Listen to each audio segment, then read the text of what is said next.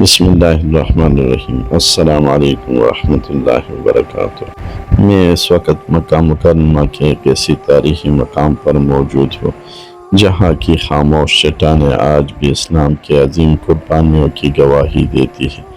یہ ہے شیبہ ابی طالب، وہ وادی جہاں رسول اللہ صلی اللہ علیہ وآلہ وسلم اور آپ کے جان نثار ساتھیوں نے تقریباً 3 سال تک بھوک، پیاس اور تنہائی اور ظلم کا سامنا کیا، مگر اپنی ایمان پر کوئی سمجھوتا نہیں کیا۔ آج کے اس ڈاکومنٹری میں ہم جانیں گے شیبہ ابی طالب کہاں واقع ہے، قریش نے بائیکاٹ کیوں کیا، شیبہ ابی طالب کی زندگی کیسی تھی، حضرت خدیجہ اور حضرت ابو طالب کی عظیم قربانیاں، بائیکاٹ کا موجزانہ خاتمہ، اور آج اس مقام پر کھڑے ہو کر ہمیں کیا سبق ملتا ہے۔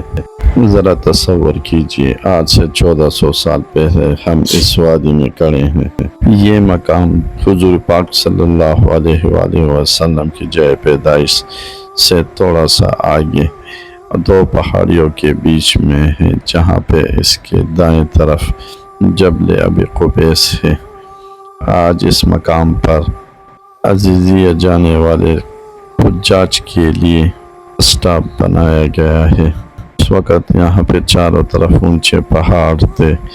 باہر جانے کے تمام راستوں پر قریش کی سخت نگرانی ہے۔ کسی کو کھانا بھیجنے کی اجازت نہیں تھی، کسی سے تجارت نہیں، نہ رشتہ دار نہ میل جول، مقصد صرف ایک تھا، رسول اللہ صلی اللہ علیہ وآلہ وسلم پر دباؤ ڈالنا کہ آپ صلی اللہ علیہ وآلہ وسلم دعوت اسلام چھوڑ دے۔ لیکن دیکھیں، اسی وادی میں رسول اللہ صلی اللہ علیہ وآلہ وسلم اپنے ساتھیوں کے ساتھ ثابت قدم کھڑے رہے۔ حضرت ابو طالب اپنے عمر رسیدگی کے باوجود ہر رات رسول اللہ صلی اللہ علیہ وآلہ وسلم کے آرام کی جگہ تبدیل کرتے ہیں تاکہ اگر کوئی حملہ کرے تو آپ صلی اللہ علیہ وآلہ وسلم محفوظ رہے۔ دوسری طرف حضرت خدیجہ الکبریٰ رضی اللہ تعالیٰ عنہ، جنہوں نے اپنی پوری زندگی کی جمع پونجی اسلام کے لیے قربان کر دی، آج اسی وادی میں صبر و وفا کی روشن مثال بنی ہوئی ہے۔ رات کی خاموشی میں بچوں کے رونے کی آوازیں سنائی دیتی ہے۔ بھوک اس قدر شدید ہے کہ درختوں کے پتے اور خشک گھاس تک کھائی جا رہی ہے۔ کئی دن چولہا نہیں جلتا۔ لیکن حیرت کی بات یہ ہے کہ ان آزمائشوں کے باوجود کسی کی زبان پر شکوہ نہیں ہے، کسی کے قدم متزلزل نہیں ہوتے، ایمان پہلے سے زیادہ مضبوط ہو جاتا ہے۔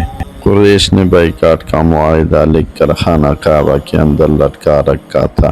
انہیں یقین تھا کہ اب مسلمان کبھی اس آزمائش سے نہیں نکل سکیں گے، مگر اللہ تعالیٰ کا فیصلہ کچھ اور تھا۔ رسول اللہ صلی اللہ علیہ وآلہ وسلم نے اپنے چچا ابو طالب کو خبر دی کہ اس معاہدے کو دیمک کہا گیا ہے، سوائے اللہ کے نام کے وہ معاہدہ ختم ہو چکا ہے۔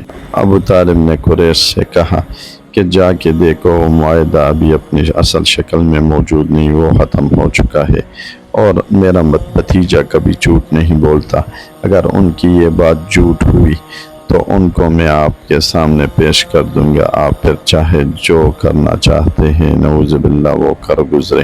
جب معاہدہ اتار کر دیکھا جاتا ہے تو منظر بالکل ویسے ہی ہوتا ہے جیسے رسول اللہ صلی اللہ علیہ وآلہ وسلم نے فرمایا تھا، اور یوں یہ ظالمانہ بائیکاٹ اپنے انجام کو پہنچ جاتا ہے۔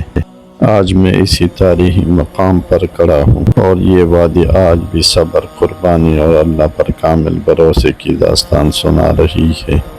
اگر آپ کو سیرت نبی صلی اللہ علیہ وآلہ وسلم کے ایسے تاریخی مقامات کی حقیقت جاننا پسند ہے تو ویڈیو کو پسند کریں، اپنے دوستوں کے ساتھ شیئر کریں، اور ہمارے چینل کو سبسکرائب کرنا نہ بھولیں۔